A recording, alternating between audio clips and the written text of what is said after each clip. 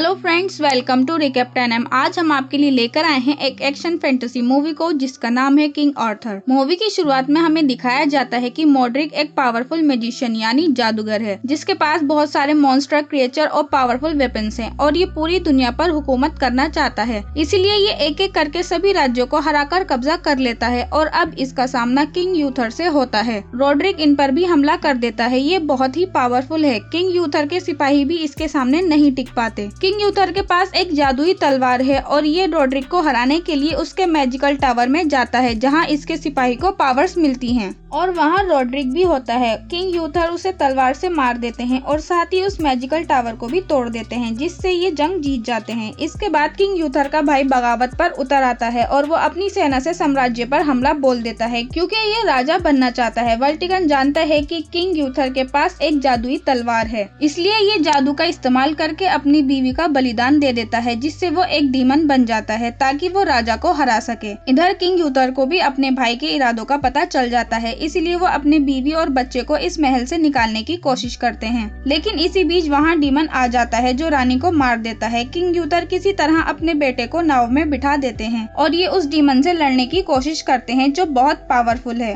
और ये demon king यूथर पर जल्द ही हावी हो जाता है। इसके बाद हम किंग के बेटे आर्थर को देखते हैं जो अब लैंडेनियम पहुँच चुका है जहाँ कुछ औरतें उसे ले जाती हैं। इधर हम वर्टिकन को देखते हैं जो अब यहाँ का नया राजा बन जाता है। ये बहुत ही बेरहम राजा होता है और अपनी प्रजा पर बहुत जुल्म करता है, लेकिन इसका मुकाबला करने की हिम्मत किसी में नहीं होती। वर्टिकन और पावरफुल होने के लिए वापस उस टावर को ठीक करवाता है और साथ ही जादू भी सीखता है और जैसे जैसे ये टावर ठीक होगा वैसे वैसे जादूगरों की शक्तियाँ बढ़ती जाएंगी और इसी तरह 20 साल गुजर जाते हैं। वर्टिकन पहले से और ज्यादा ताकतवर हो जाता है पर यहाँ के लोग नहीं चाहते कि वर्टिकन उनका राजा बने और ये चाहकर भी कुछ नहीं कर पाते। इसी के साथ टावर भी बनकर तैयार होने लगता है और हम देखते हैं कि टावर के पास की नदी का पानी सूख गया है और हम एक पत्थर की मूर्ति में तलवार गड़ी हुई देखते हैं। ये उस तलवार को निकालने की कोशिश करते हैं लेकिन कोई भी उस तलवार को नहीं निकाल पाता। खुद किंग वर्टिकन भी इस तलवार को नहीं निकाल पाते। इधर हम किंग यूथर के बेटे आर्थर को देखते हैं जो अब बड़ा हो चुका है। ये छोटी मोटी चोरियां करके अपना गुजारा कर लेता है, साथ ही साथ जरूरतमंद की भी मदद कर देता है। एक दिन आर्थर की बहस किंग वर्टिकन के सोल्जर से हो जाती है। फिर ये लोग आर्थर को भी हिरासत में लेकर महल ले जाने लगते हैं। आर्थर इस सब से अनजान है कि वो यहाँ का ही है। जब वो छोटा था तो उसके पिता यानी किंग यूथर ने उसे यहाँ से नाव में बिठाकर भेज दिया था। इसके बाद आर्थर को वहीं लाया जाता है जहाँ एक मूर्ति के पीछे तलवार गड़ी है जो उस मैजिकल टावर के पास है और इसे ये तलवार निकालने के लिए कहा जाता है। आर्थर जैसे ही इस तलवार को पकड़ता है तो उसे कुछ महसूस होता है और आर्थर फिर से उस तलवार को पकड़कर निकालने की कोशिश करता है और वो इस तलवार को निकाल भी लेता है जिसे आज तक कोई नहीं निकाल सका। ये देखकर सभी हैरान हो जाते हैं लेकिन इस तलवार में इतनी ज्यादा शक्ति होती है जिसे आर्थर कंट्रोल नहीं कर पाता, इसलिए ये वहीं पर बेहोश हो जाता है। जब ये बात वर्टिकन को पता चलती है तो वो समझ जाता है कि ये कोई और नहीं बल्कि किंग यूथर का बेटा है और वर्टिकन का भतीजा और ये वही तलवार है जिससे किंग यूथर ने जादूगर को मार के इंसानों को जंग जिताई थी। किंग वर्टिकन के साथ पूरा राज्य जान जाता है कि आर्थर किंग यूथर का बेटा है जो इस राज्य का असली वारिस है, इसलिए सभी ये चाहते हैं कि आर्थर उनका राजा बने। इस सब से वर्टिकन बहुत परेशान हो जाता है। वो आर्थर से मिलने के लिए जेल जाता है और उससे कहता है कि कल मैं तुम्हें प्रजा के सामने लेकर जाऊंगा। मैं तुम्हें तलवार उठाने के लिए कहूंगा पर तुम्हें ऐसा नहीं करना है। अगर तुमने तलवार उठाई या फिर मेरे खिलाफ बगावत की तो मैं तुम्हारे साथियों को मार दूंगा क्योंकि आर्थर के कुछ सिपाही अभी भी किंग की हिरासत में हैं। अगले दिन आर्थर को देखने के लिए पूरा राज्य इकट्ठा हो जाता है। फिर आर्थर को तलवार उठाने के लिए कहा जाता है लेकिन अपने साथियों को बचाने के लिए आर्थर इनकार कर देता है, जिसके बाद वर्टिकन कहता है कि ये एक बहरूपिया है और आर्थर को सजाए मौत का हुक्म दिया जाता है। तभी वहाँ एक मैजिशियन आती है जिसका नाम मेज है। ये अपनी पावर से किसी भी जानवर को कंट्रोल कर सकती है। ये घोड़ों को कंट्रोल कर लेती है जिससे सब जगह भगदड़ मच जाती है और यहाँ कुछ लोग आते हैं जो किंग यूथर के वफादार होते हैं। वो आर्थर के साथ तलवार लेकर निकल जाते हैं और ये आर्थर को अपने इलाके में ले आते हैं जो पूरी तरह महफूज होता है। आर्थर फिर से उस तलवार को पकड़ता है और ये फिर से बेहोश हो जाता है। ये लोग आर्थर को अपना किंग मान लेते हैं, पर ऑर्थर को इनकी बातों पर यकीन नहीं होता कि वो एक किंग है। फिर मेज उस तलवार पर कुछ जादू करती है जिससे उसे पता चलता है कि ऑर्थर को अपनी पुरानी जिंदगी के बारे में कुछ भी याद नहीं है। इसके बाद ये लोग डिसाइड करते हैं कि ऑर्थर को सब याद दिलाने के लिए उसे डार्क टावर पर ले जाना होगा। फिर ऑर्थर अपने पिता की जादुई तलवार लेकर डार्क टावर के लिए निकल जाता है। ये टावर बहुत ही खतरनाक है। यहाँ इनका सामना बहुत खतरनाक जीवों से होता है। किसी तरह ये लोग इनका मुकाबला कर लेते हैं और फाइनली ऑर्थर डार्क टावर तक पहुँच जाता है। यहाँ आकर तलवार चमकने लगती है जिससे ऑर्थर को अपना बचपन याद आ जाता है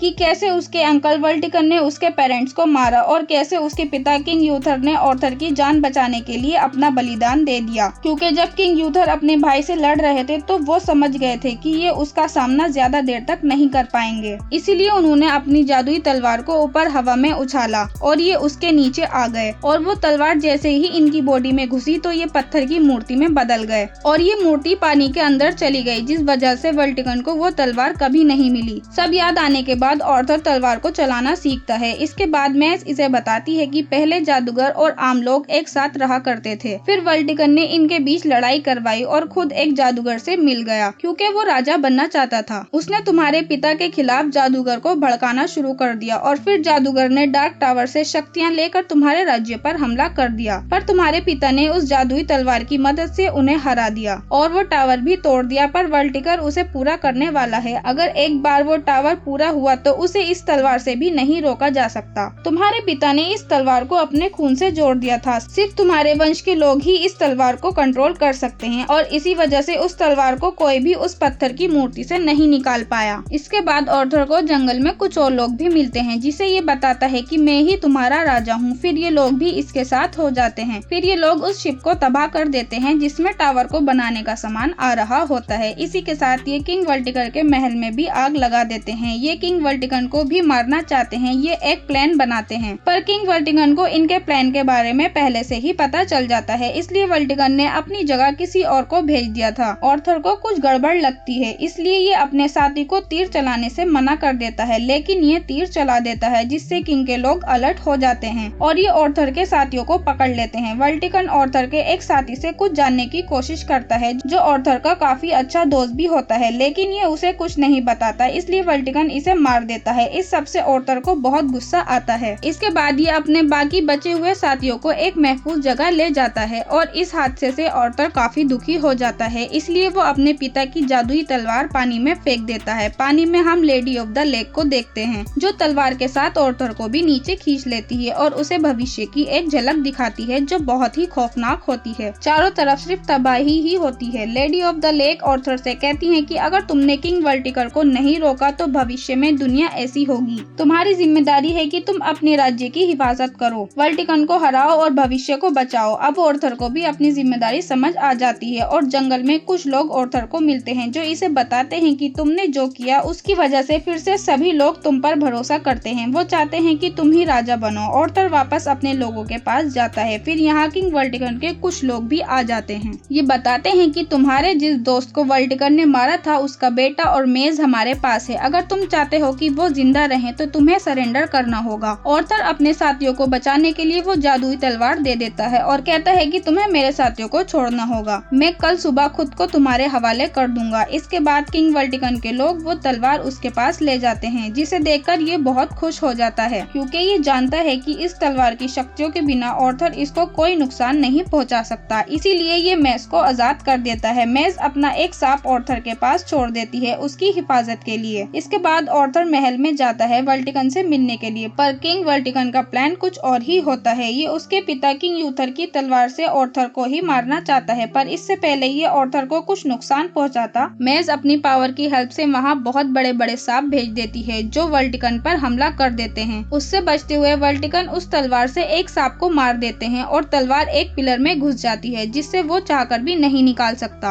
अब इस तलवार को सिर्फ ऑर्थर ही निकाल सकता है। इधर मेज भी अपनी पावर से बड़े बड़े सांपों से वर्टिकन के लोगों पर हमला करवा रही होती है और बाकी लोग भी महल में अंदर घुसकर हमला करने लगते हैं। वर्टिकन को लगता है कि वो अब इनसे नहीं जीत पाएगा, इसलिए वो वापस वहीं जाता है जहाँ पर उसने अपनी बीवी का बलिदान देकर डीमन बन गया था। इस बार वो अपनी बेटी का बलिदान देकर और भी ज्यादा पावरफुल बन जाता है। ऑर्थर भी अपनी जादुई तलवार लेकर यहाँ पहुँच जाता है और ये दोनों लड़ना शुरू कर देते हैं। ऑर्थर उसका सामना नहीं कर पाता क्योंकि ये डीमन पहले से भी ज्यादा पावरफुल हो गया है। ये डीमन ऑर्थर पर भारी पड़ने लगता है। इससे पहले ये ऑर्थर को मारता ये कहता है कि शायद ये तलवार मुझसे बिलोंग करती है। ये सब सुनकर ऑर्थर बहुत ज्यादा गुस्सा हो जाता है क्योंकि ये सब इसने ऑर्थर के पिता किंग यूथर से भी कहा था। तभी ऑर्थर को महसूस होता है कि उसे अगर इस तलवार की पावर का यूज करना है तो उसे गुस्से से नहीं बल्कि शांत रहकर तलवार को कंट्रोल करना होगा। इसके बाद वो ऐसा ही करता है जिससे ये डीमन पर भारी पड़ने लगता है और ये तलवार डीमन के अंदर घुसा देता है जिससे वर्टिकन अपने इंसानी रूप में आ जाता है और इसकी मौत हो जाती है